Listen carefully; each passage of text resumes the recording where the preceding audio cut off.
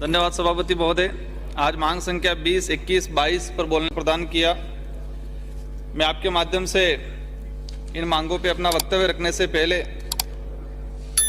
पूर्व शिक्षा विभाग की डिमांड पर ही मैंने मंत्री जी से मांग की थी कि जो हमारी शिक्षा की देवी के रूप में जाना जाता है कालीबाई कलासुआ, जिन्होंने शिक्षा के लिए अपनी जान दी, तो उनके नाम से जो स्कूल चल रही थी तो बीजेपी शासनकाल में वो स्कूल बंद कर दिया था और हमने मांग रखी तो मेरी मांग के अनुरूप मंत्री जी ने वो विद्यालय खोल दिया, लेकिन उसके नामकरण कालीबाई कलासुआ से किया जाए, ये मैं दोबारा इसमें मांग रख रहा हूँ। साथ ही इन 3-4 साल के अंदर कई विद्यालय मेरे विधानसभा क्षेत्र में क्रमोन्नत हुए, लेकिन हमारे राजस्थान के अंदर लिंगानुपात की बात की जाए तो डूंगरपुर जिले में सबसे अधिक लिंगानुपात है।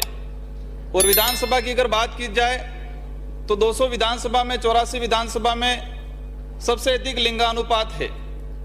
लेकिन हमने ये महात्मा गांधी विद्यालय खोला।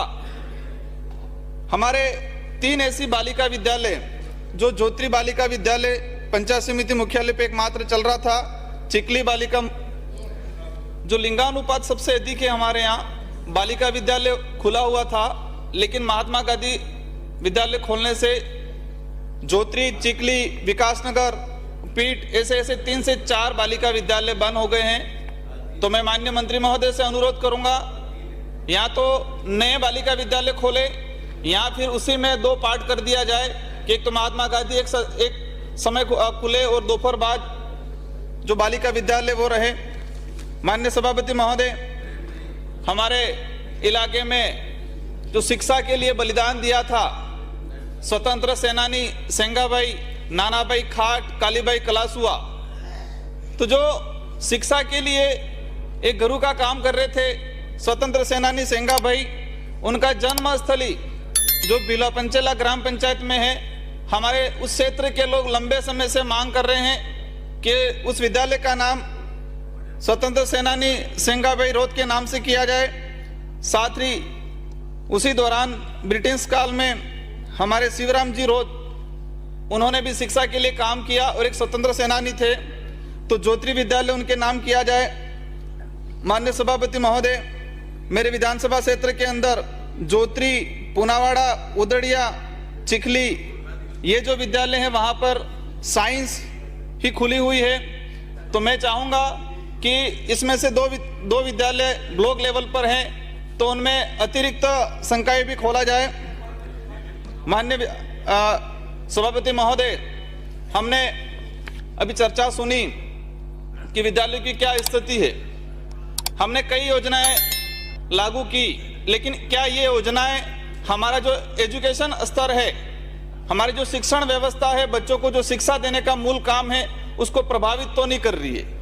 कई ऐसी योजनाएं, हम सुबह बच्चे का जो स्कूल में गया, स्कूल में जाने के बाद हम आधा घंटा प्रार्थना कराते हैं, इसके बाद बच्चे को हम दूध देते हैं, तो कम से कम 1 घंटा जैसा दूध में उसका बर्बाद होता है। उस बच्चे का लाइन लगती है लंबी, फिर उसको दूध देंगे, दूध ठंडा होगा, इसके बाद 1 घंटा जैसा पड़ेगा, फिर हम पोषाहार देंगे, फिर पोषाहार खाने के लिए लाइन लगेगी लंबी, फिर बर्तन धोने जाएंगे। ये जो सिस्टम है, वो सिस्टम कहीं न कहीं उस बच्चे का 2 से 2.5 घंटा बर्बाद कर रहा है।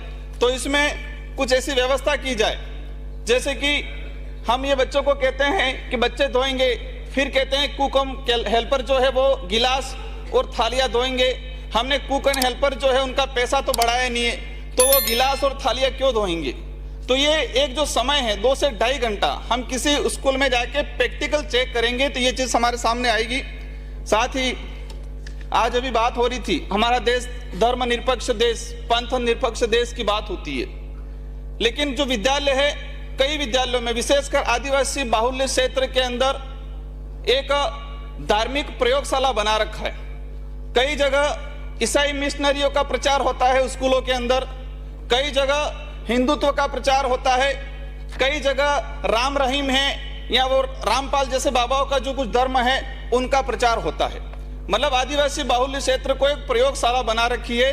तो हम धर्मनिरपेक्ष, पंथ निरपेक्ष की बात करते हैं, तो विद्यालय के अंदर जो धार्मिक गतिविधियां है उसको बंद कर दिया जाए।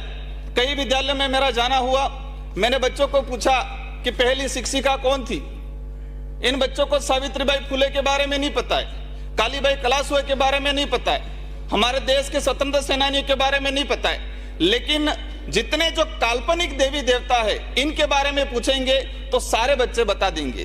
तो इससे कहीं न कहीं ये स्थिति बनी हुई है वहां पर कि जो हमारे स्वतंत्र सेनानी हैं उनको कम जानते हैं, काल्पनिक देवी देवताओं को ज्यादा जानते हैं। तो जो धार्मिक गतिविधियां हैं उन गतिविधियों को कम कर दिया जाए। माननीय सभापति महोदय, उस इलाके के अंदर सोमवार का दिन देखना, सोमवार के दिन के अंदर लगभग 30% उपस्थिति मिलेगी, 30 से 40%, और बालिकाओं की 80% उपस्थिति नहीं रहेगी, क्योंकि वो धार्मिक गतिविधियों में जो व्रत के लिए जाते हैं, नवरात्रि आती है, दशा माता आती है, 12-12, 15-15 दिन तक बच्चे नहीं आते हैं। क्यों? क्योंकि उसकी शुरुआत उस विद्यालय से हुई है। माननीय सभापति महोदय, भौतिक सुविधाओं को लेकर चर्चा हो रही थी। हमारा उस इलाके में भौतिक सुविधा यह है, कई किसी स्कूल में मुश्किल से कई 4 दीवारें मिल जाएगी, कई विद्यालय ऐसे हैं जहां शौचालय नहीं मिलेंगे, कई विद्यालय ऐसे हैं जो पर्याप्त मात्रा में भवन नहीं मिलेगा। हमने लाखों करोड़ों रुपया उस आदिवासी बाहुल्य क्षेत्र के लिए घोषणा कर दी, लेकिन इम्प्लीमेंट नहीं हुआ। अगर विद्यालय की हम स्थिति भौतिक सुविधा सुधारना चाहते हैं, और विशेषकर मैं आदिवासी बाहुल्य क्षेत्र के लिए कहना चाहूंगा कि हमारे टीएडी विभाग के जो कमिश्नर है, पंचायती राज के जो कमिश्नर है और एजुकेशन डिपार्टमेंट के, तीनों कॉम्बिनेशन बिठाए और टीएडी विभाग का जो पैसा है उस पैसे को भी विद्यालय की भौतिक सुविधा है उसमें पंचायती राज में भी प्रावधान किया जाए। हम पंचायती राज नरेगा से कहीं लाखों करोड़ों रुपया खर्च कर लेते, लेकिन स्कूल का 4 दीवारें नरेगा के अंदर हम सैंक्शन नहीं करा पाते हैं। तो ऐसे प्रावधान किया जाए कि टीएडी विभाग, पंचायती राज और एजुकेशन डिपार्टमेंट कॉम्बिनेशन बिठा के भौतिक सुविधा की जाए। साथ ही माननीय सभापति महोदय, उस इलाके में ड्रॉप आउट की समस्या काफी आ रही है। बच्चे स्कूल जाते कुछ समय फिर स्कूल छोड़ देते। ये समस्या क्यों आ रही है? या तो वो अभिभावक पढ़ाना नहीं चाह रहा, ध्यान नहीं दे रहा है, या कुछ ऐसी स्थितियां बन रही है। हमने जो महसूस किया, विशेषकर जो है एक मातृभाषा, बच्चे की पहली शिक्षिका या शिक्षक कहे तो उसके माँ है, और उसकी पहली जो लैंग्वेज है अपनी मातृभाषा है, स्थानीय भाषा है, पहली पाठशाला अपना परिवार है। अब बच्चा वहां पर सीधा स्कूल में गया, हमने हमारी शिक्षण व्यवस्था, हमारी लैंग्वेज उस पर थोप दी, बच्चा डरता है, बच्चे को समझ में नहीं आता ये क्या बोल रहे हैं, बच्चा ड्रॉप आउट होता है। आपने इस सदन में देखा होगा, आदिवासी बाहुल्य क्षेत्र से आने वाले जितने भी जो विधायक हैं, इनकी आप स्पीच निकाल के देखना अब तक, तो जो च है, छ है, ठ है, अक्ष है, ये जो शब्द हैं, उस शब्दों को आज विधायक हमारे बन गए, लेकिन वो नहीं बोल पाते, हम लोग भी नहीं बोल पाते, क्योंकि हमारी मातृ जो भाषा है, इस भाषा में ये शब्द नहीं है। तो हम चाहेंगे कि जो 5वीं तक का एजुकेशन है उन टीचरों को पाबंद किया जाए कि सभापति महोदय जी, मुझे आपत्ति है, मातृभाषा के अंदर बोला जाए। मुझे आपत्ति है माननीय सदस्य, मैं समझ रहा हूँ वो क्या कहना चाह रहे हैं, मैं सच्चाई बता रहा हूँ, नहीं है वो मैं सच्चाई बता रहा हूँ, हम बोलते हैं ना, मैं हकीकत बता रहा हूँ, भाषा बोलेंगे, मैं हकीकत बता रहा हूँ। बैठिए प्लीज। मेरा यही कहना है ठीक नहीं है कि स्थानीय भाषा के अंदर, लेट हिम कंप्लीट, स्थानीय भाषा के अंदर 2 मिनट में समाप्त करिए आप। सर, हमारा जो समय मिला पार्टी का, समय में बोलने का अवसर प्रदान करें स्थानीय भाषा के अंदर, ताकि बच्चा ड्रॉप आउट नहीं हो। हमारे गाइडलाइन बना रखी है कि हम जो विद्यालय क्रमोन्नत का हमने मापदंड है कि हम दूरी देखते हैं, हम ये इनरोलमेंट देखते हैं कि कितना नामांकन है। वहां पर ऐसी स्थिति है, फॉरेस्ट इलाका रहता है, नामांकन बहुत कम रहता है, नामांकन बच्चे को जाना है दूसरी जगह तो फॉरेस्ट इलाका होने की वजह से नहीं जा पाता है। तो ट्राइबल इलाके में जो मापदंड है उस मापदंड में राहत प्रदान की जाए। माननीय सभापति महोदय, हमने धूम्रपान, स्कूलों के आसपास हड्डे लगे हुए, एक तरफ है कि 200 मीटर की परिधि में कहीं धूम्रपान नहीं बेचेंगे। आप सर्वे करा के देख लो, स्कूल के बिल्कुल नजदीक गेट के बाहर दुकान लगी हुआ, बीड़ी, तंबाकू, सिगरेट, गांजा वाजा सब मिल रहा है। तो ऐसी व्यवस्था को हम सुधारें, ऐसी स्कूलों को लिस्टेड करें और ऐसी दुकानें बंद कराएं।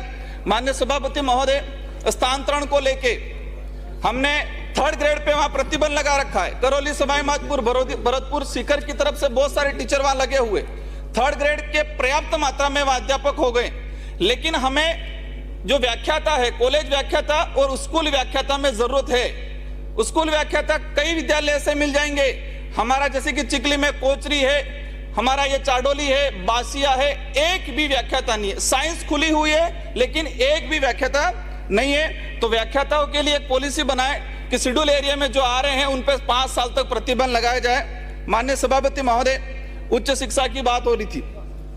उच्च शिक्षा में भी यही समस्या है। हमने कॉलेज खोल रखी है लेकिन वहां पर हमारा कॉलेज व्याख्याता नहीं है। मेरे विधानसभा क्षेत्र में संस्कृत कॉलेज पीठ है। संस्कृत कॉलेज पीठ के अंदर एक एलडीसी के भरोसे पूरी कॉलेज चल रही है। जब कॉलेज खुली थी उस समय का जो एनरोलमेंट और आज का एनरोलमेंट देखे तो काफी अंतर हो गया, गिरावट आ रही है। मतलब 3 से 4 साल हो गए, एक भी व्याख्याता नहीं, एक एलडीसी के भरोसे पूरी कॉलेज चल रही है। माननीय सभापति महोदय, मैं हमारे जो एसबीपी गवर्नमेंट कॉलेज में भी व्याख्याता की आवश्यकता है। एक लिंगानुपात की लिंगानुपात सबसे ज्यादा है, तो मैं चाहूंगा कि हमारे कन्या महाविद्यालय खुले। माननीय सभापति महोदय, सिमरवाड़ा जो पूर्व में हमारे जो कॉलेज खुली हुई है उसके अंदर अतिरिक्त संकाय खोला जाए। माननीय सभापति महोदय, ये शिक्षक भर्ती के अंदर रिजर्वेशन का मामला हर बार आता है। हमारे 1167 जो पद हैं वो 1167 पद 2018 की भर्ती से अभी तक रिक्त हैं। तो मेरा अनुरोध है शिक्षा मंत्री जी, इस पे ध्यान देके इन 1167 पदों को जो पात्र अभ्यर्थी है उनसे भरा जाए। माननीय सभापति महोदय, हमने छात्रवृत्ति योजना, तो छात्रवृत्ति क्यों दे रहे हैं? छात्रवृत्ति कब